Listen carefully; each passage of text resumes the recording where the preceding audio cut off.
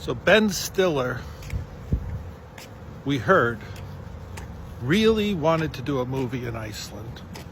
Obviously a comedy. He was at the top of his game. So David Frigerio and I decide. David talked to somebody at his company.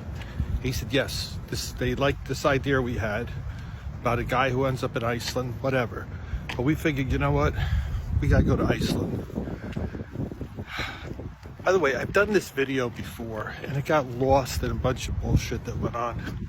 So we're redoing this story and it's gonna be in 3 parts.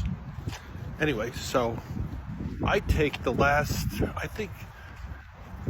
couple $1,000 that Helen and I had at the time and convince her that it's gonna be well spent.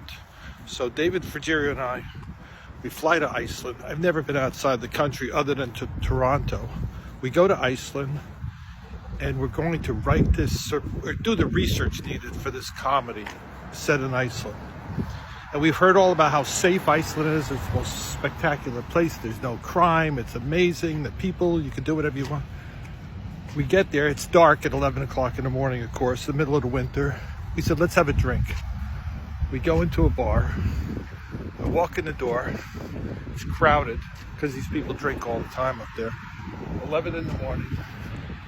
We're walking in this bar, and this guy who was about 6'7" comes walking toward me, grabs me by the throat, and starts choking me.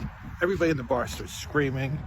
Frigerio's a pretty tough guy. He grabs a hold of him and he's trying to like wrestle him away from me and pry his hands off my neck. He's squeezing my neck. The bartender comes around with a club. The whole place goes crazy. They drag him out and they say, we've never seen anything like this before. Never, ever before have we ever seen that. And we know him. It's like we don't know what happened. There's apologizing. They bought us a drink. And that was the first night in Iceland. I'll do a part 2. And probably a part 3 on this one.